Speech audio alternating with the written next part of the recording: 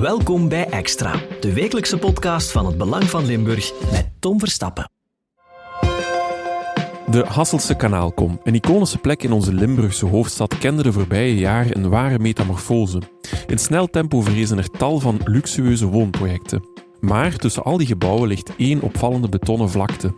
Wonen in Limburg wil er 55 sociale woningen opbouwen, maar het project komt maar moeizaam van de grond.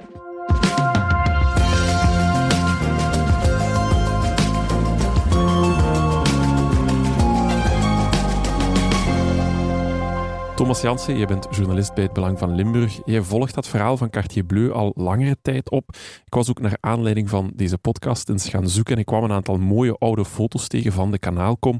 Ja, we kunnen gerust wel stellen dat die site enorm is ontwikkeld, hè? Ja, ik denk tussen pak maar 15 jaar geleden en nu, dat is totaal veranderd. Dus denk ik een van de buurten die het meest veranderd is van heel Hasselt. Natuurlijk, als we nog verder teruggaan in de tijd, dan was dat de buurt van de gelatinefabriek. Hè, waar die schouw die er nu nog staat, die er ook zal blijven staan, die herinnert daar natuurlijk nog aan. Maar dan heb je ooit de periode gehad dat de Versus daar was. Er was ook een soort winkelcentrum met AVV, herinner ik mij nog. Ja, ik moet eerlijk bekennen dat ik daar ooit nog geweest ben voor een Chrysostomos van de middelbare school in de Versus toen. Ja, dus ik denk dat iedereen daar wel herinneringen aan heeft. Nu, voor de liefhebbers van nostalgie, met Google Street View kan je nog wat teruggaan in de tijd. En dan kan je die beelden zelfs nog terugzien. Dus dat is wel een aanradertje. Maar ja, ik zeg het nu, die buurt is helemaal veranderd. Vandaag vinden we daar Quartier Bleu terug, aan die linkerkant van het kanaal, als je met je gezicht naar het kanaal staat. En daar is de voorbije jaren, laten we zeggen tot 2020, 2021, het ene na het andere grote woonproject gelanceerd, dat dan samen Quartier Bleu genoemd wordt. En al die blokken, al die appartementsblokken, die hebben namen als The Meridian, City Garden, Riverside enzovoort. En natuurlijk aan de andere kant, dat is al nog iets langer geleden, dan heb je Zuidzicht. Ook een vrij groot vastgoedcomplex met veel luxueuze appartementen. Maar wat die buurt uniek maakt, is dat bijvoorbeeld het Volkstehuis daar ook nog altijd is. Dus je zit daar echt wel met, heel kort door de bocht gezegd, de rijksten van Limburg in die luxueuze penthouses, maar ook de allerarmsten die daar samenleven op een zakdoek. En dat gaat eigenlijk heel goed. Wat opvallend is, Thomas, er is ook een zeer grote betonnen vlakte. Ik kom daar regelmatig en dat valt me telkens op. Ik heb me lang afgevraagd, waarvoor dient dat eigenlijk? Ja, dat is een beetje aan de achterkant van Quartier Bleu, zou je kunnen zeggen. Hè? Daar ligt inderdaad al een aantal jaren een betonnen vlakte. Dat is ook de beste omschrijving. Het is op de hoek van de Armand-Hertstraat en de Stokerijstraat. En als het wat geregend heeft, dan staan de plassen daarop. En als het zoals vorige week wat kouder wordt en wat vriestemperaturen zijn, dan kan je daar zelfs wat schaatsen of slibberen. Heel plezant voor kinderen. Maar dat is natuurlijk niet de bedoeling van die plek. Die ligt daar eigenlijk al een aantal jaar, omdat er destijds bij de start van het project rond de Blauwe Boulevard, toen is er bepaald dat elk appartementscomplex dat daar komt 15% sociale woningen moet hebben. Hoe dat je dat doet, dat maakt op zich niet veel uit, maar dat was wel een voorwaarde, net om die bouw van die sociale woningen, om dat wat van de grond te krijgen, zeg maar. Hè. Ja, en misschien ook even voor de luisteraars thuis. Sociale woningen, ik denk dat we natuurlijk allemaal wel kennen wat dat is, maar toch kader dat eens even. Sociale woningen, dat zijn eigenlijk betaalbare huur- of koopwoningen voor mensen met een beperkt inkomen. Dus je moet aan een aantal voorwaarden voldoen om daar een woning, een appartement of een huis, om dat te kunnen huren daar. Dat wordt ook beheerd door de Sociale Huisvestingsmaatschappij. Nu, in Limburg hebben we, ik denk een 3-tal jaar geleden, een fusie gehad van de verschillende maatschappijen. We hebben er nu dus nog één grote sociale woonmaatschappij, die luistert naar de naam Wonen in Limburg. Maar die hebben dus als doel om die woningmarkt, die voor heel veel mensen veel te duur is natuurlijk, je betaalt heel veel om een appartementje te huren, en dat is niet voor iedereen haalbaar, om die mensen ook aan huisvesting te helpen. Dus die kunnen dan tegen een lager tarief kunnen zij een sociale woning krijgen. Ja, want we zien dat natuurlijk ook in andere steden, dat men een verplichting heeft om x aantal procent van projecten in sociale woningen om te zetten. Hè. En dan heb je natuurlijk ook wel het opvallende feit dat er een verschil is in snelheid, want het hele project rond Quartier Bleu, dat is eigenlijk volledig klaar. Al die woningen zijn gebouwd, al die appartementen zijn gebouwd.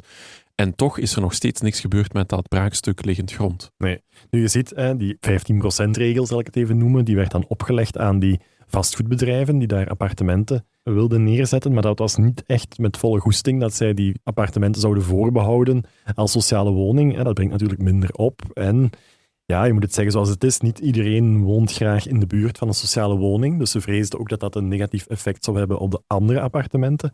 Nu, die regel, je kan die sociale last, zoals dat dan genoemd werd, je kan die ook verleggen. Dus er was niet de verplichting om die effectief te bouwen in de buurt van die appartementen aan de Blauwe Boulevard. Die kon ook elders gebouwd worden. Ja, een goed voorbeeld daarvan is bijvoorbeeld met Zuidzicht. Hè? Voilà, Zuidzee bijvoorbeeld, daar vinden we in heel dat complex, daar vinden we geen sociale woningen terug. Dat komt omdat die gebouwd zijn in Kuringen.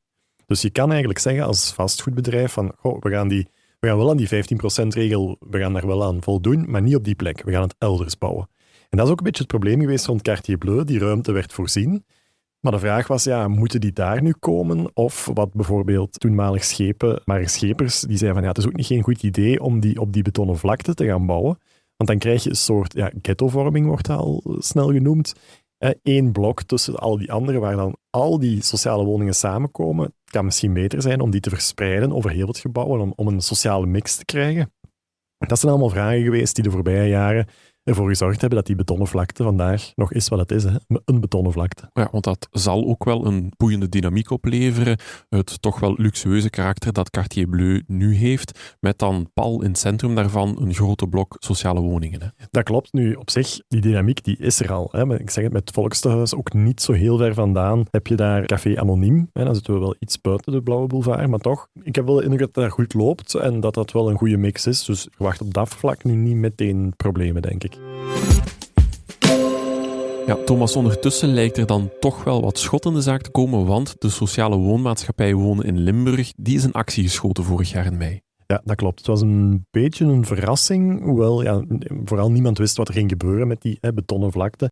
Maar dan plots in mei kwam er een oproep op de website van de Vlaamse bouwmeester van Wonen in Limburg. En daarin stond van, kijk, wij zoeken een architect, een ontwerper, omdat wij op die plek 55 sociale woningen willen bouwen. En in die oproep staat dan ook wel wat info die interessant is voor ons. Zo stond daar bijvoorbeeld ook in dat het een project zou zijn van 13,7 miljoen euro. Dat het 55 kwalitatieve sociale huurwoningen zouden zijn. Ook dat aantal, dat was nieuw. En men ging dus op zoek naar een kandidaat-ontwerper. Ja, en weten we eigenlijk ook hoe dat, want je zegt er stond veel informatie in die aanvraag, weten we hoe dat het project volgens Wonen in Limburg er zou moeten uitzien? Daar staat wel wat info in, maar dat is natuurlijk ook allemaal nog niet definitief. Daar staan wel wat plannen in. Nu, het is vooral het belangrijkste, denk ik, dat Wil daar echt een plek van wil maken waar bewoners elkaar kunnen treffen, waar beweging is, waar een dynamiek heerst, waar het gewoon aangenaam is te vertoeven, pal in het midden van de stad natuurlijk. Ja, dat zal zich natuurlijk ook wel vertalen naar de plannen. Nu, dat het menens is voor Wonen in Limburg, dat blijkt ook wel, want Wonen in Limburg heeft heel wat parkeerplaatsen aangekocht. Hoe zit dat? Er is in Hasselt zoiets als een parkeernorm. En dat wil zeggen dat per appartement moet er een minimum aantal parkeerplaatsen voorzien zijn. Dus als Wil daar sociale woningen wil bouwen, dan moeten die ook een parkeerplaats hebben. En daarom hebben zij al 42 parkeerplaatsen aangekocht in die bekende ondergrondse parkeergarage van de Blauwe Boulevard. Dus daar voldoen ze al aan die parkeernorm.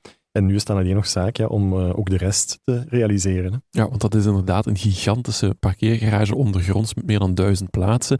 In 2025 stelde Wonen in Limburg dus het project voor.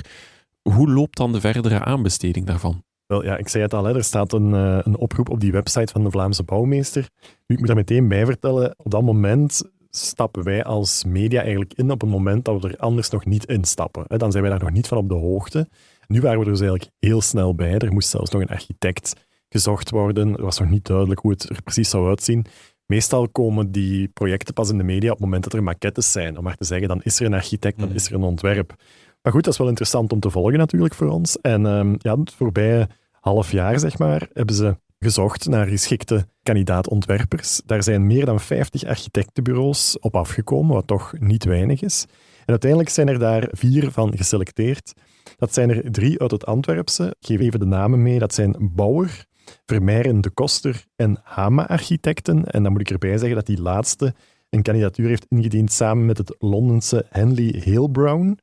En dan is er nog eentje, een buitenlandse mogen we zeggen, niet zo heel ver, uit Maastricht. Dat is het architectenbureau Martens Willems. En die hebben een kandidatuur ingediend samen met ook een Londense architect, Stephen Taylor. Ja, het is natuurlijk een groot project. Hè. Je sprak over 13,7 miljoen euro. Dus het is ook niet vreemd dat dergelijke grote namen ook intekenen dan. Hè. Nee, dat is wel interessant natuurlijk. Hè. Voor die architectenbureaus, die krijgen daar een ruimte en een vrijgeleide. Of er zullen natuurlijk wel wat voorschriften zijn, daar zullen we het zeker nog over hebben. Maar dat lijkt me heel interessant en dat verklaart ook waarom er zoveel interesse geweest is.